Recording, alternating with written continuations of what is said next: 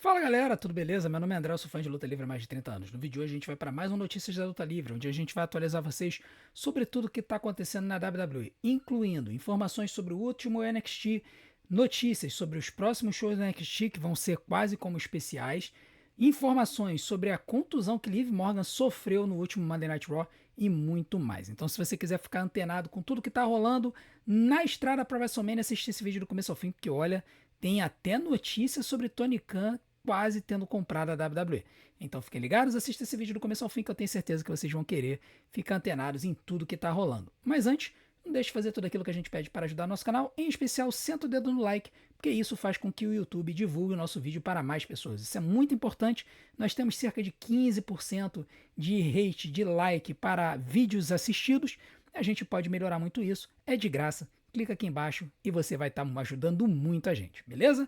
Então vamos embora, vamos para mais um Notícias da Luta Livre. Nós vamos começar falando sobre o último NXT, um show que foi bem caótico, foi o primeiro NXT depois do Stand and Deliver, que começou com os quatro lutadores que se enfrentaram no Fatal 4-Way no Stand and Deliver, vindo para o ringue e começando a bater boca sobre quem deveria lutar pelo título. O Joe Hendry. Primeiro veio o Tony D'Angelo, agradeceu ao público porque ele é o campeão e tudo mais, depois veio o Joe Hendry, depois que o Tony D'Angelo falou o nome dele, veio reclamar dizendo que ele merecia a revanche pelo título. Depois veio o Ethan Page falando que ele merecia lutar pelo título. O Ricky Sanchez veio reclamar também. E aí, depois de um tempo, o Dark State apareceu, a luz da Arena se apagou. E aí eles vieram e causaram um salseiro gigantesco. A confusão foi tão grande que o Robert Stone mandou até vir alguns lutadores do bastidores para ajudar a apartar a galera. Eles obviamente falharam miseravelmente nisso, e aí ele marcou para mais para frente no show uma luta entre Joe Hendry, Ethan Page, Ricky Sanchez e Tony D'Angelo contra o Dark State, uma luta de 4 contra 4.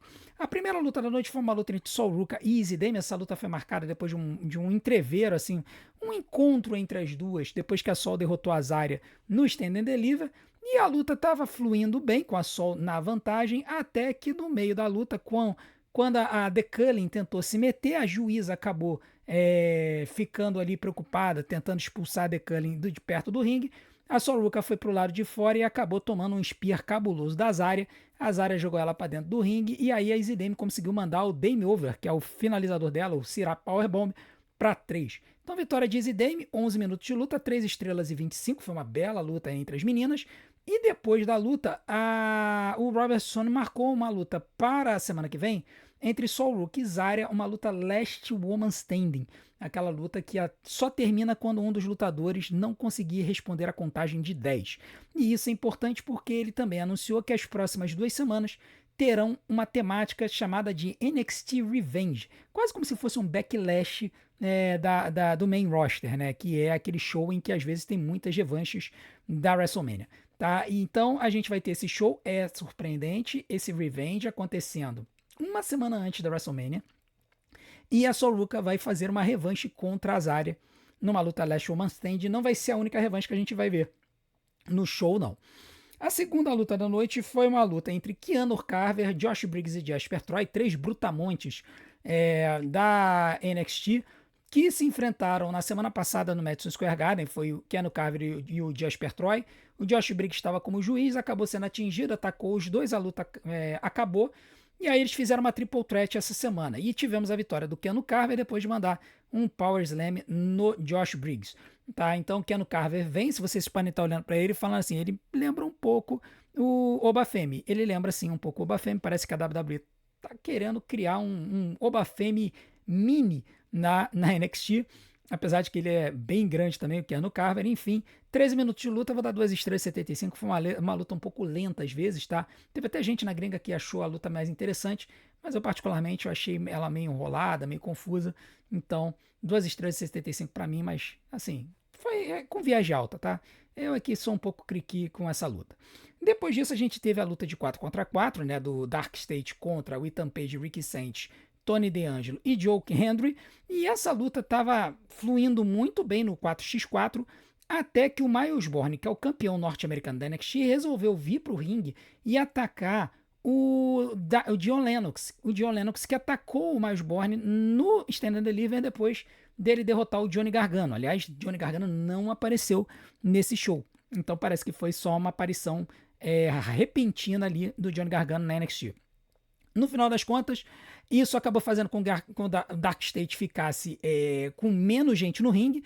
O Tony D'Angelo conseguiu mandar um Spear e o seu finalizador, que é o Dead to Rights, no Saquon Sugars, que era o cara que estava reclamando do John Lennox ter sido egoísta ao atacar o Miles Borne. E aí, só que o que aconteceu foi que quando o Tony D'Angelo fez isso, o Ethan Page deu um Big Boot nele, jogou ele para fora do ringue e mandou o Twisted Green no Saquon Sugars para 3. Então o Ethan Page roubou o pinfall do Tony D'Angelo. E depois o Tony D'Angelo foi falar com o Robert Stone e o Robert Stone marcou uma luta entre os dois para o NXT Revenge também na semana que vem, na noite 1 do NXT Revenge. Depois disso a gente teve uma luta por um torneio do campeonato Speed. Tá? O campeão da Speed, o Hélio Lafleur, teve um problema no braço, né? Ele teve uma lesão no cotovelo e ele teve que dropar o título. Então vai ser feito um novo torneio para eleger um novo campeão. E na primeira rodada desse torneio rolou uma luta entre o Lexis King e o campeão da WWE ID, que é o campeão do cenário independente, né? Ligado à WWE, que é esse rapaz chamado de Chaz Starboy Hall. E ele é um belo lutador, tá? Ele usa uma vestimenta como se ele fosse meio caipira, tal.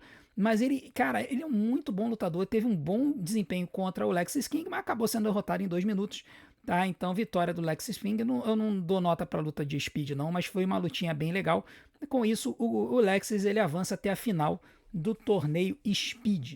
Agora vamos para a última luta da noite. Foi uma luta entre Tatum Paxley e Shiloh Hill contra Jackson Drake e Blake Monroe. Essa luta foi agendada durante o show.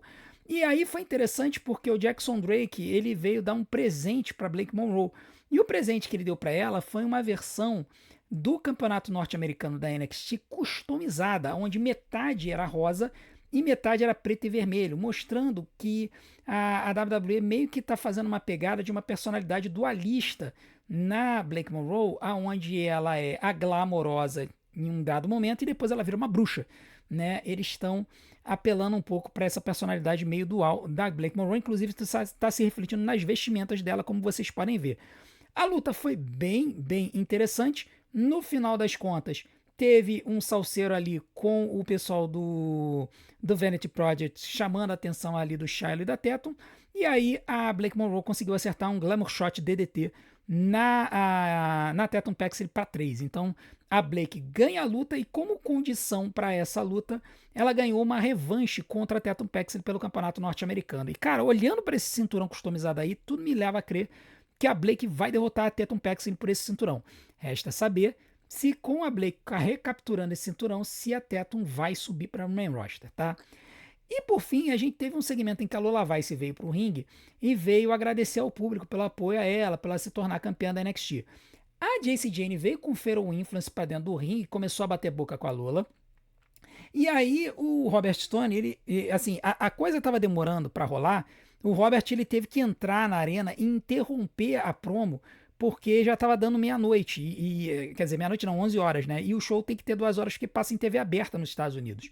Então o Robert Stone ele entrou, interrompeu a parada e disse, olha, já entendi o que vocês estão querendo, na noite 1 do NXT Revenge a gente vai ter a revanche entre Lola Vice e Jacy Jayne. E aí a Jacy falou que ela ia ser campeã pela 3ª vez da NXT, ia quebrar o recorde e tudo mais.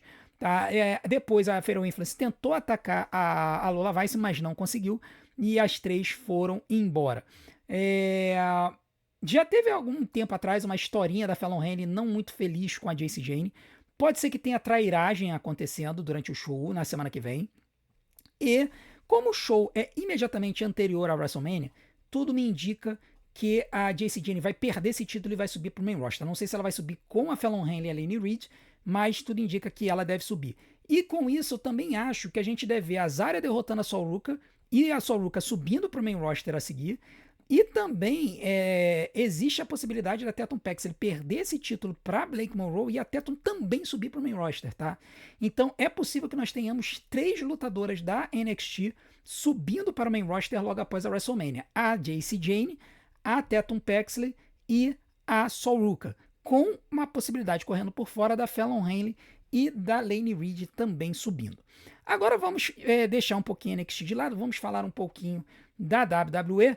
porque nós temos notícias interessantes. Nesse último Monday Night Raw, a gente viu o Dominic Mysterio e o JD McDonagh atacando o Finn Balor no ringue. O Finn Balor ia ter uma luta com o JD, o Dominic veio, atacou ele por trás, acertou ele com o mega campeonato da AAA, depois ele deu umas cadeiradas no Finn Balor. Durante o intervalo, mais pra frente no show, o Finn Balor disse que aquilo acordou algo nele, o que deixou o Dominic meio bolado.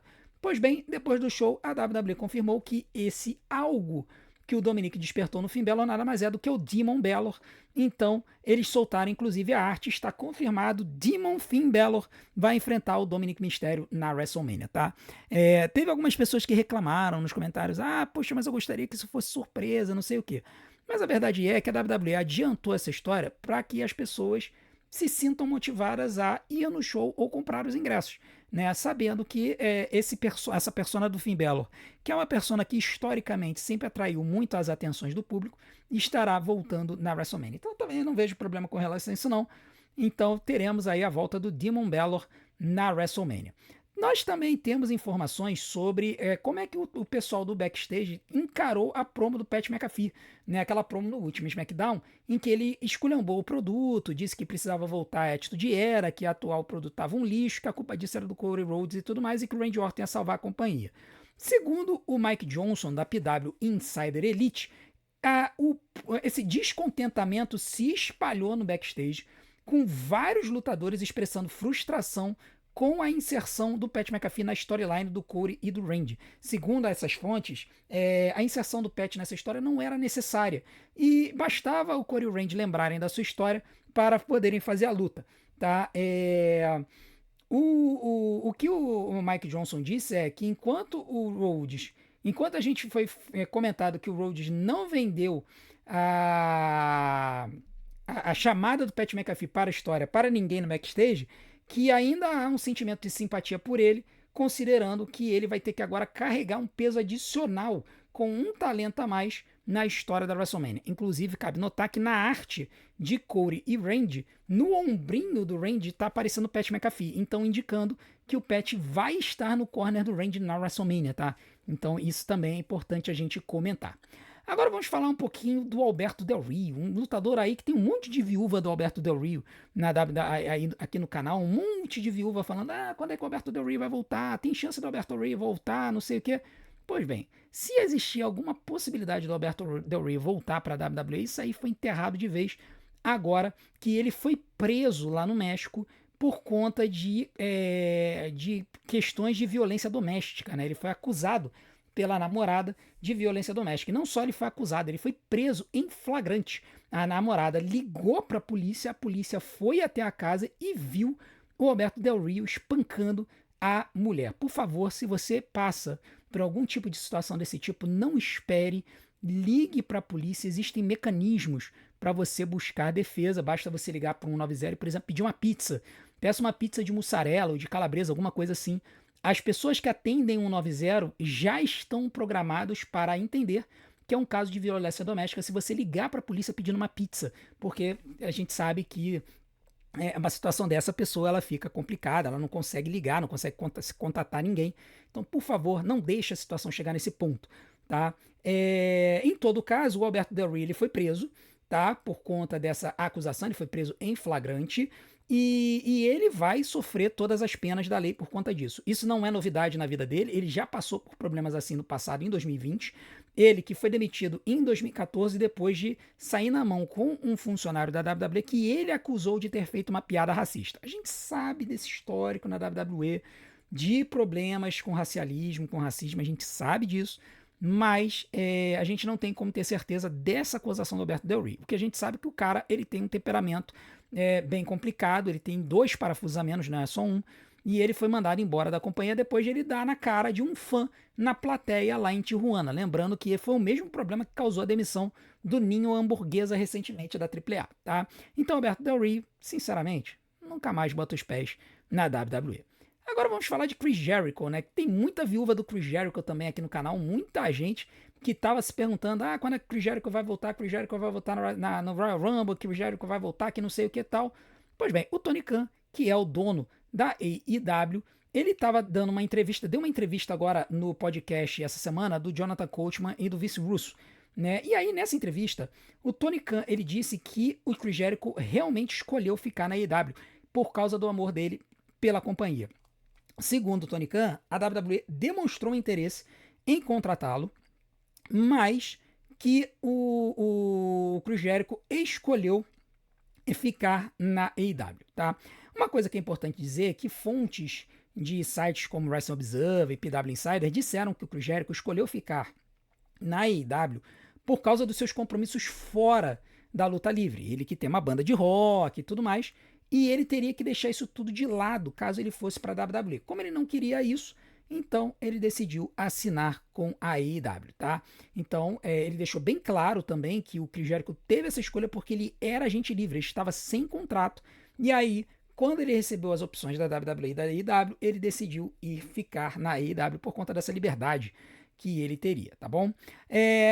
Uma outra informação que o Tony Khan mencionou nesse podcast com o Jonathan Coachman e o Vince Russo é a confirmação de que ele tentou comprar a WWE quando a WWE foi colocada à venda em 2023. Mano, essa foi uma informação que foi revelada recentemente que, assim, eu tava, assim, custando a crer, né? Do tipo assim, caramba, o que teria acontecido com o mundo da luta livre se o Tony Khan, que construiu a principal concorrente da WWE do zero, tivesse conseguido comprar a WWE? Cara, teria sido uma loucura. A gente provavelmente teria agora duas brands, a WWE e a AEW, né? E a gente poderia ter pay-per-views com dream matches entre esses lutadores. O Tony Khan, ele afirmou no podcast que ele participou do processo, né, da aquisição da WWE. Ele apresentou uma proposta firme para poder comprar a WWE, mas que a proposta dele, no final das contas, não foi aceita. Ele diz que o número que ele submeteu era bem razoável, mas que ele não estava desapontado com o que aconteceu. Ele apenas teria ficado desapontado se ele não tivesse participado do processo. Mas ele não disse qual foi o valor da oferta por conta de cláusula de confidencialidade, tá? Então, é interessante ver que o Tony Khan teve a chance de comprar a WWE, mas possivelmente o número que ele apresentou não foi tão bom quanto o número que a TKO apresentou, ou talvez a oferta que foi apresentada na questão de quantidade de ações que seriam adquiridas não foi interessante, tá? Lembrando que a TKO, ela pagou, eu não tenho certeza do valor exato, mas ela pagou um valor grande por 51% das ações da WWE. Outros 49% estão nas mãos de outras pessoas. Talvez o Tony Khan tenha feito uma proposta por 100% das ações da WWE e aí, de repente, não foi interessante para os proprietários venderem todo o seu equity na empresa. Agora vamos falar um pouquinho sobre a relação do Triple H e do Vince McMahon na época dessa venda, né, que aconteceu ali em 2023.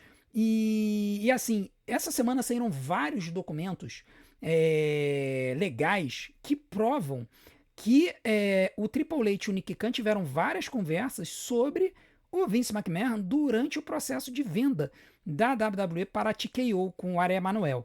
E nessas conversas de celular, trocas, em que o Nick Khan saiu apagando tudo, né? Provavelmente ele mandava mensagem de apenas uma visualização e aí a mensagem apagava, mas as mensagens do Triple H se mantiveram.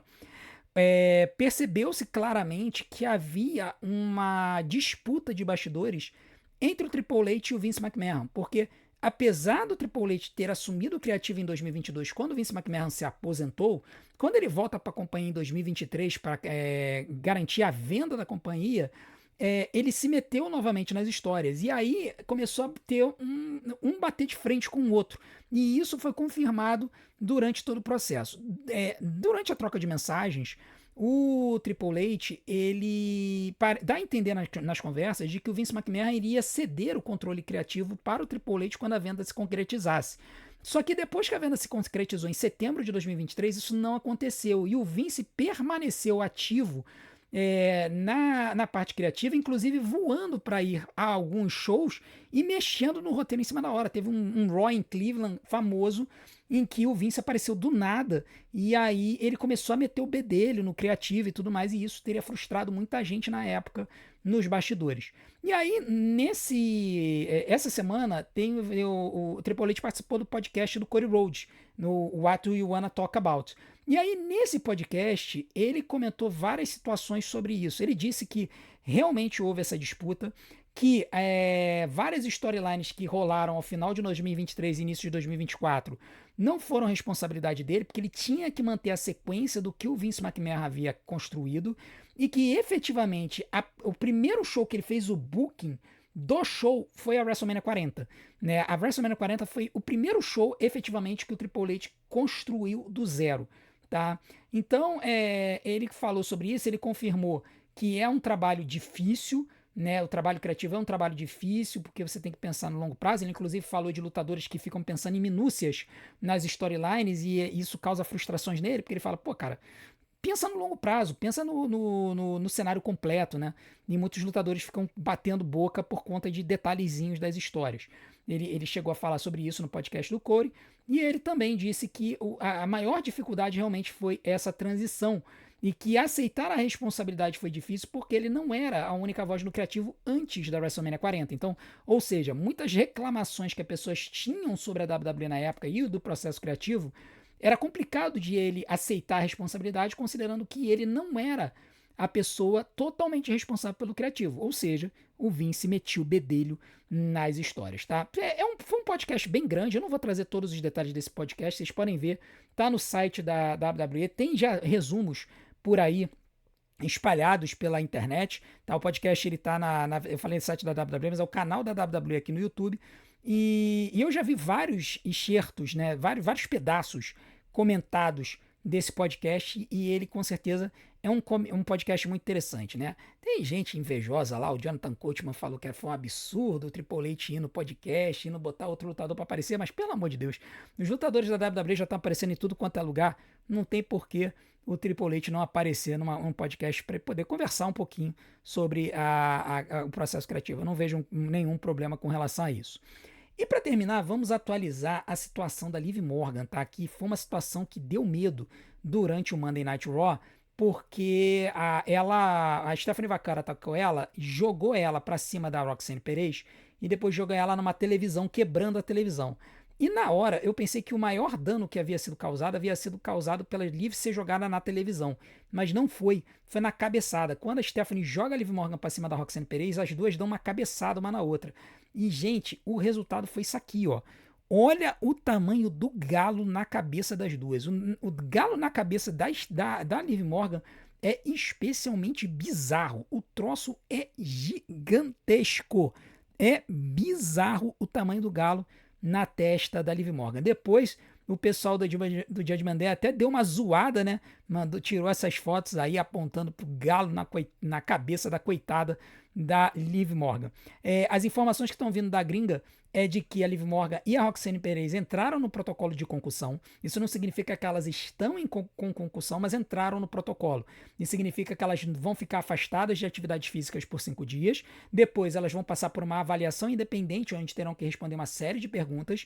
E se for entendido que elas passaram por esse processo, elas estariam liberadas para poder competir. E teve fonte da WWE que disse que se isso tivesse acontecido na semana anterior da WrestleMania, ou seja, se a WrestleMania acontecesse nesse final de semana, a Liv estaria fora do show. Ela não teria condições de lutar se a WrestleMania fosse agora dia 11 e 12. Lembrando que quando a WrestleMania iria acontecer em New Orleans, estava programado para acontecer nos dias 11 e 12. Quando eles mudaram para Las Vegas, é que eles jogaram para dias 18 e 19.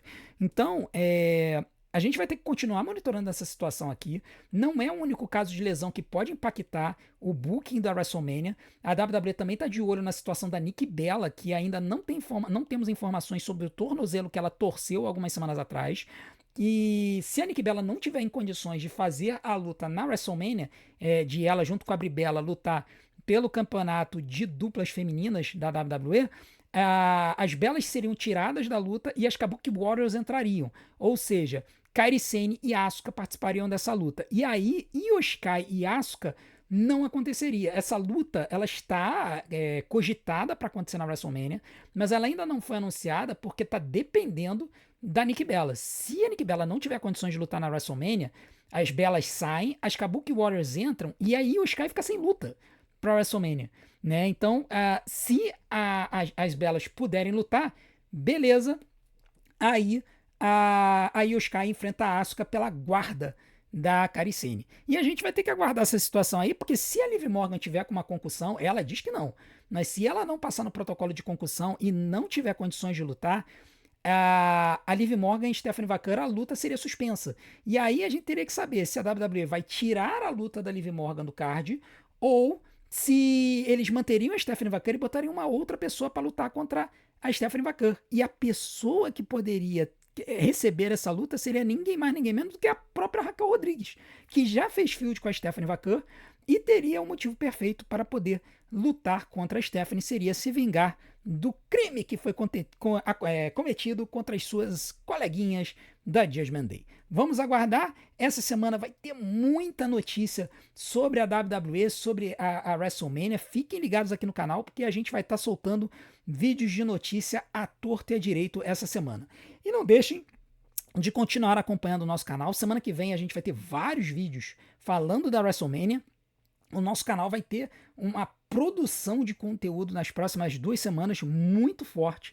Então fiquem ligados que vai ter muita coisa legal aqui para vocês, tá bom? Então não deixem de vir, de acompanhar o nosso canal. Clica no sininho para receber as notificações dos nossos conteúdos. E não deixe de se inscrever no nosso canal. A gente está tentando chegar até 12 mil inscritos até a WrestleMania para tentar sair do outro lado da WrestleMania com 13 mil. No ano passado a gente ganhou cerca de 850 inscritos na semana da WrestleMania. Nossa esperança é a gente passar de 1.000 inscritos depois desse mega fim de semana. Está chegando, hein? Cara, é sábado da semana que vem. Falta muito pouco. Então vamos aguardar aí que tem muita coisa boa vindo. Obrigado pela sua audiência. Eu vou deixar alguns vídeos aqui na tela para vocês assistirem e maratonarem, porque tempo de visualização é o que faz o YouTube divulgar e alavancar a gente. Muito obrigado pela sua audiência. A gente se vê do outro lado. Um grande abraço e até a próxima.